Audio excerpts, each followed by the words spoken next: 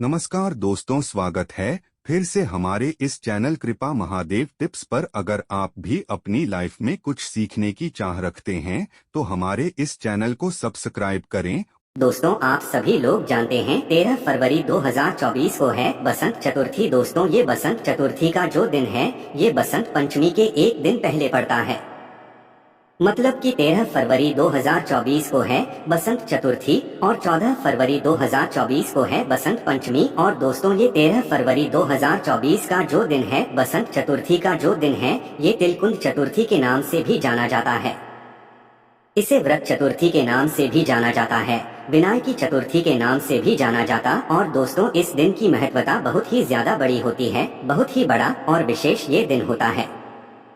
तो दोस्तों, इसी दिन किए जाने वाला पंडित जी द्वारा बताया गया एक नवशमी पत्र और एक दीपक वाला उपाय है, जिस उपाय को करने से दोस्तों आपके जीवन में जो भी आपकी मनोकामना होगी वो पूर्ण होगी। साथ ही में अगर आपके जीवन में कोई भी दुख और परेशानी चल रही होगी तो वो भी दूर होगी। अगर आप भगवान से कुछ मांगना चाहते होंगे, आपका कोई काम रुका हुआ होगा, तो भी आप लोग इस नवशमी पत्र वाले उपाय को इस वसंत चतुर्थी के दिन कर सकते हैं। दोस्तों, आपकी पूरी जिंदगी को भी बदल सकता है। ऐसे दिन बार बार नहीं आते हैं, विशेष रूप से ऐसे बड़े दिन बार बार नहीं आते हैं, क्योंकि बसंत पंचमी के पहले पड़ने वाली ये बसंत चतुर्थी का दिन बहुत ही बड़ा और विशेष होता है। तो इसीलिए दोस्तों, इस दिन आप लोगों को ये नवशमी पत्र वाला उपाय और एक दीपक वाला उपाय तो जरूर करना ही चाहिए। अब दोस्तों, इस उपाय को आप लोगों को कैसे करना है, किसको करना है, किस समय करना है, ये सारी जानकारी हम आपको इस वीडियो में बताएंगे।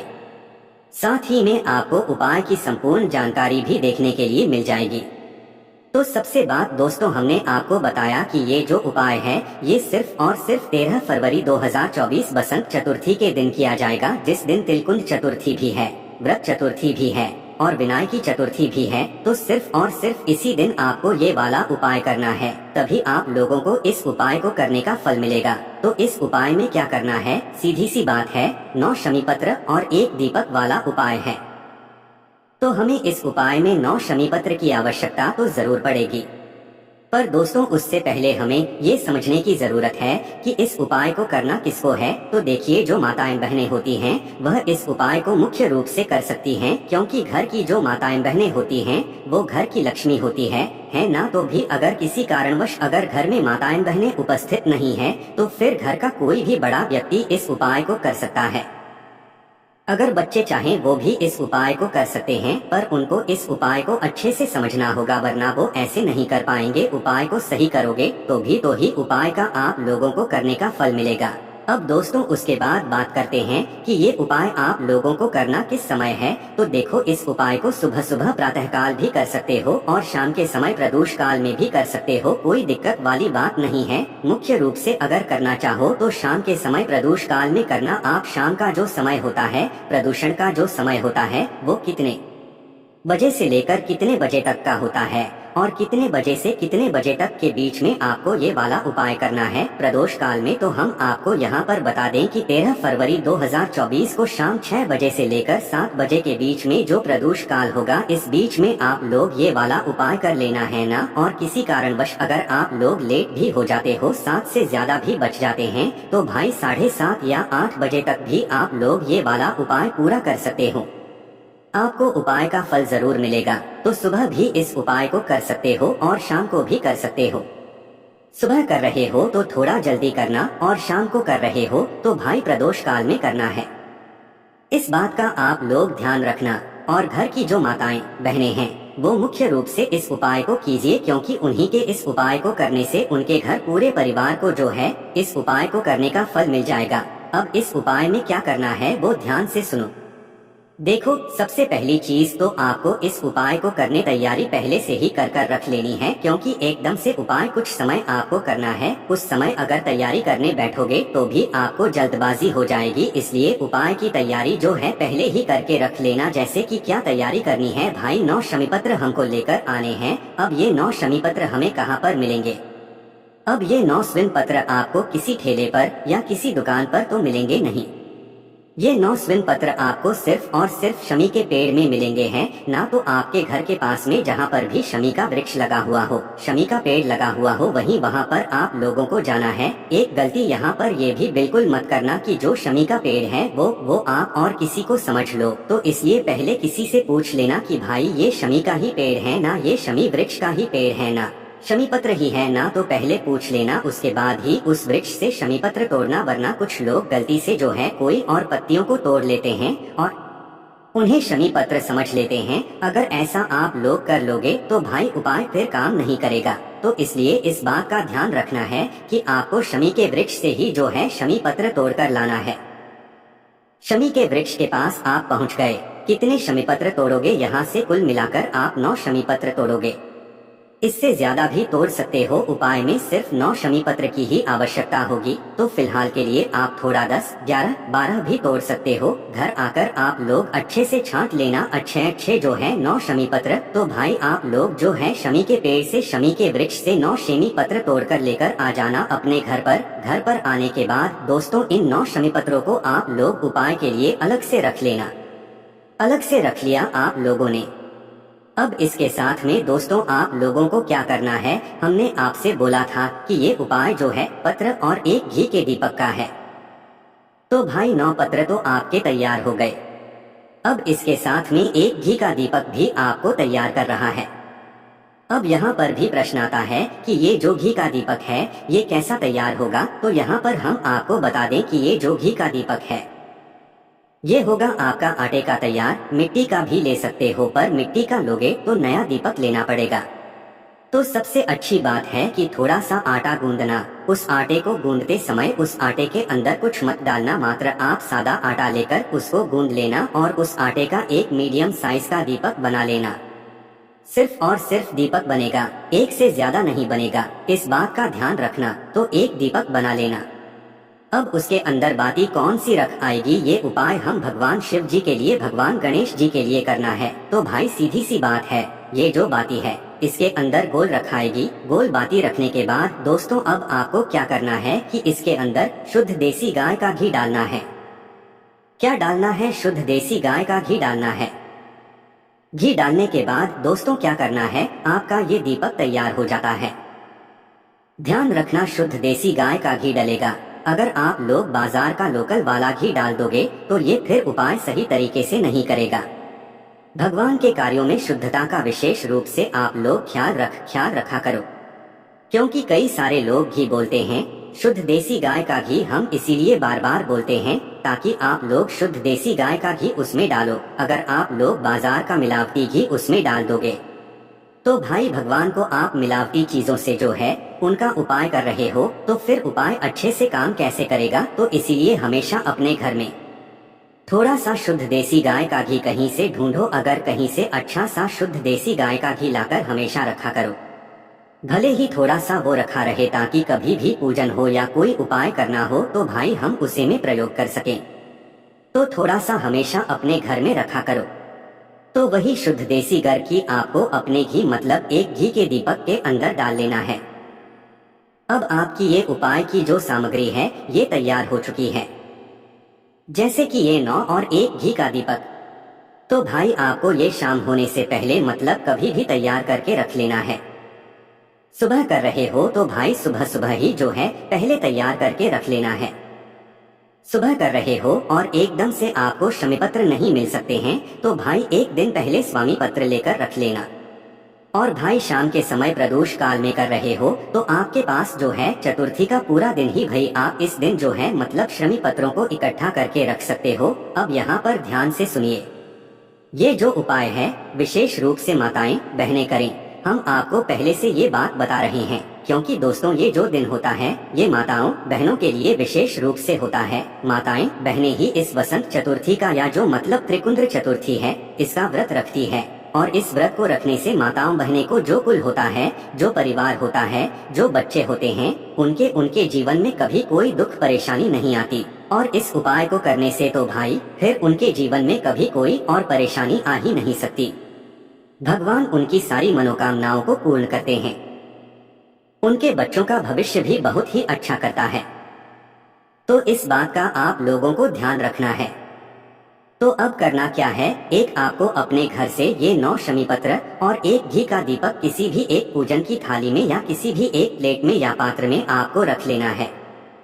क्योंकि ऐसे हाथ में तो रखकर आप लेकर नहीं जाओगे, इन सब चीजों को है ना तो किसी भी एक प्लेट या पूजन वाली थाली में आप लोग रखकर तैयार कर लेना। जैसे ही आप लोग अपने 9 शमी पत्र और एक घी का दीपक अपने पूजन वाली थाली में रख लेते हो या किसी भी एक प्लेट में रख लेते, तो भाई फिर आपको अपने घर से निकलना है। इस उपाय को करने के लिए उसके पहले आप लोग एक चीज और ध्यान रख लेना कि ये जो दीपक है, इस दीपक को आपको घर से जलाकर नहीं लेकर जाना है। ये दीपक आपको वहीं पर जाकर जलाना है जहाँ पर आप लोग ये उपाय करने वाले हो। और इस बात का भी ध्यान रखना कि ये जो दीपक को जलाने के लिए माचिस लेकर जाओगे या अपने घर से ही लेकर जाओगे।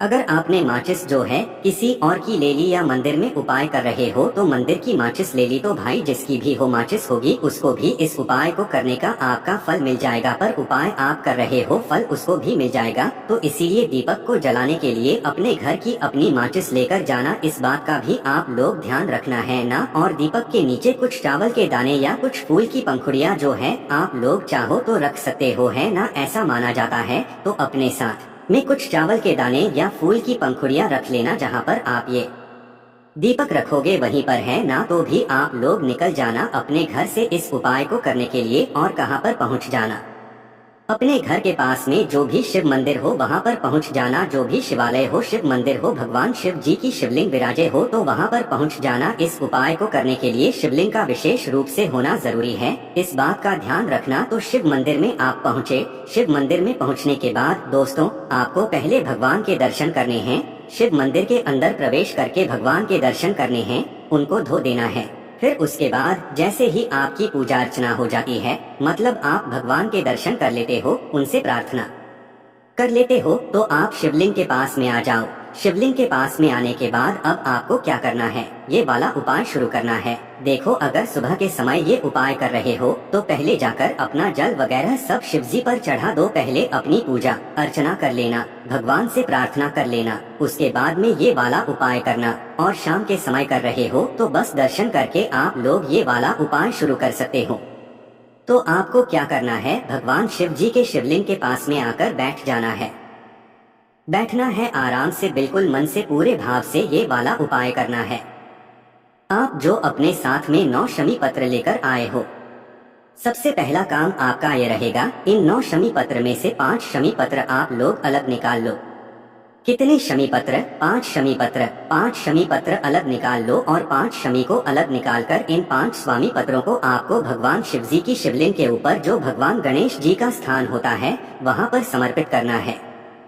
अब भगवान गणेश जी का स्थान कहाँ पर होता है? भगवान गणेश जी का जो स्थान होता है शिवलिंग में, वो जलाधारी के राइट हैंड साइड पर होता है।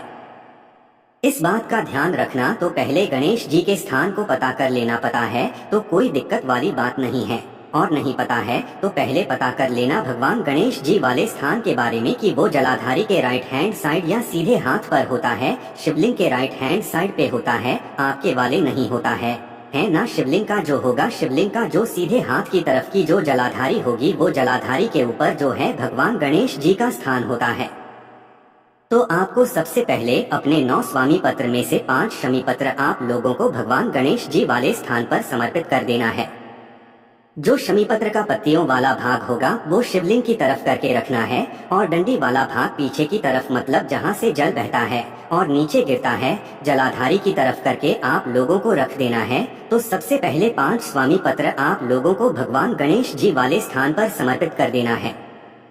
तो यहाँ पर आपने 5 शव में समर्पित कर दी। उसके बाद में आपके पास बची शमी पत्र और ये घी का दीपक। घी के दीपक को आपको अभी कुछ भी नहीं करना है, उसको वैसे का वैसे रखे रहने देना है, ना ही जलाना है अभी उसको। तो अपने 4 शमी पत्रों में से 3 शमी पत्र और निकाल लीजिए। 3 शमी पत्र निकालने के बाद दोस्तों इन 3 शमी पत्रों को आपको भगवान शिव जी के शिवलिंग के ऊपर समर्पित करना है। कहाँ पर समर्पित करना है? शिवलिंग के ऊपर समर्पित करना है। बस ध्यान ये बात रखना है कि इन पत्तियों का जो पत्ती वाला भाग होगा वो होना चाहिए आगे की तरफ है, ना जहाँ से जल बहता है नीचे गिरता है। शिवलिंग के ऊपर जब चढ़ा रहे हो डंडी का भाग शिवलिंग के पीछे की तरफ होना। तो 3 शव पत्र आप भगवान शिवजी के शिवलिंग के ऊपर चढ़ा देना।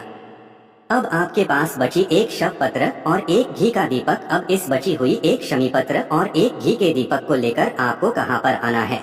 भगवान शिवजी के मंदिर की चौखट पर आना है। मंदिर के बाहर नहीं निकलना है, भगवान शिवजी के प्रांगण के बाहर नहीं निकलना है, अंदर ही अंदर रहना है ना, इस बात का ध्यान रखना है। तो 1 शव पत्र और 1 घी के दीपक को आपको शिवलिंग के पास में कहीं पर भी नहीं लगाना है। उनको उठाकर आपको भगवान शिवजी की चौखट पर आ जाना है और मंदिर के बाहर नहीं निकलना है। मंदिर के अंदर ही अंदर पर आप लोगों को रहना है और मंदिर के अंदर से खड़े होकर देखना बाहर की तरफ कि आपका लेफ्ट हैंड कौन सा पड़ रहा है। कौन सा लेफ्ट हैंड? उल्टा हाथ कौन सा पड़ रहा है? तो भाई उसी उल्टे हाथ की चौखट पर आप लोग बैठ जाना। उसे उल्टी हाथ की चौखट पर बैठकर, मतलब अंदर की साइड ही बैठकर, आपको सबसे पहले अपना बचा हुआ वह 1 शमी पत्र भगवान गणेश जी के नाम से वहां पर समर्पित करना है। अपना बचा हुआ वह 1 श्रेणी पत्र समर्पित करने के बाद दोस्तों आप लोगों को अपना वह दीपक निकालना है, जो दीपक आप लोग अपने साथ में तैयार करके लेकर आए हुए थे। तो भाई इस दीपक को आप पहले जला लेना। अपनी माचिस जलाना, इस बात का ध्यान रखना, तभी आपको इस उपाय को करने का पूर्ण फल खुद को ही मिलेगा। तो भाई इस समय अपनी ही माचिस से इस दीपक को जला लेना।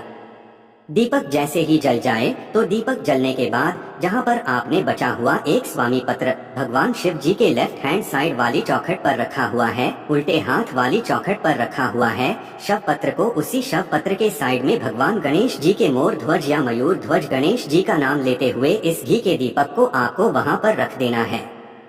गणेश जी के कोई भी एक नाम मूर्ध ध्वज ले लेना या मयूर ध्वज ले लेना है ना, और इस दीपक को उसी 1 क्षणपत्र के साइड में भगवान गणेश मतलब भगवान शिव जी के लेफ्ट हैंड साइड वाली चौखट पर आप लोग रख देना।